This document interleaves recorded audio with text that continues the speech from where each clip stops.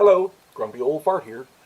I'm doing a family game night video, and this particular one is called Starting Game Masters. And uh, I try to get people into tabletop role-playing games, and for those of you who aren't aware, I've been doing this a lot. Go back and check out some of my other videos, you'll see what I mean. These games that I talk about are tabletop role-playing games. This is what we used to do before we had video games. And you're multiple players, you can have 6, 8, 10, 12 people. I've seen 15 people in one game. That gets a little raucous, but usually 3 to 6 is good. More than that can be a little much. 15 was a little much. But you can get everybody around a table, you consume munchies, you have fun with your friends. You're actually interacting with people. It's not a video game or a device or whatever. And I highly recommend these tabletop role-playing games for everyone. Now, here's the work aspect of it. One person has to be the game master. In Dungeons & Dragons, it's called a dungeon master. In Vampire, it's called a storyteller. And most other... Game master is a general, kind of a generic term. Game master applies for just about any game. I have been a dungeon master since 1979. I have been playing Advanced Dungeons & Dragons since the 70s. I have played other games since then. Vampire Outlaw Trails, I developed that one because we couldn't get a hold of Boot Hill. So my point is, there's a variety of different games. Whatever you enjoy playing is fine. Now, if you plan to start running tabletop role-playing games, yay, good on you. But rest assured that you are not being thrown to the wolves. This is not one of those things where we say, here's the books, read up and go for it. No. You've got lots of support. Don't worry about that. Most role-playing games start out with introductory adventures to help you get started. So it's an adventure that's all set up. It's in the books usually. Not all games do, but usually. And you can have X amount of players of X level, whatever level they are, usually first levels or whatever. And the idea being this adventure teaches the players how to play and teaches you how to be a dungeon master or a game master. Okay? And they're very user-friendly in that respect. But you want to read through the rules first before you try to run a game. Make sure you're familiar with them because each game has different rules on how to roll dice and what dice to roll and this and that.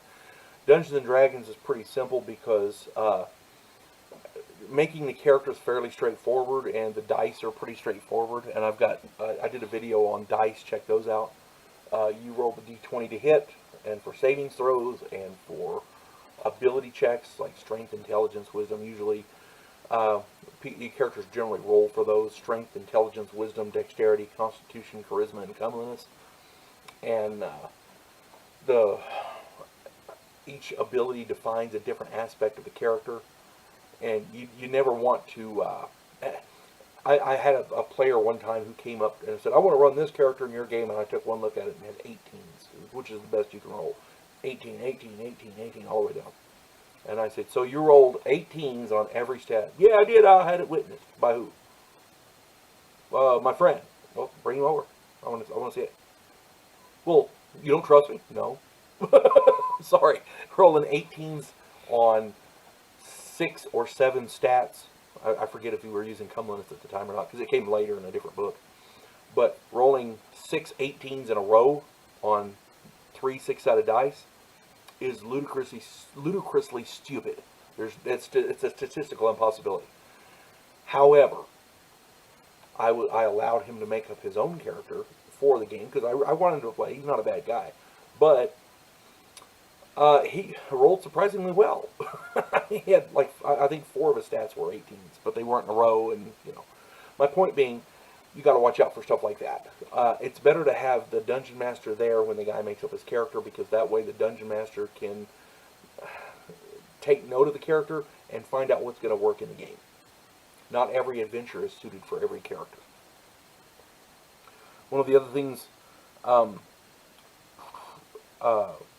you want to watch out for in this, there are tons of groups that if you're going to play in their game, they have what are called house rules that aren't in the books.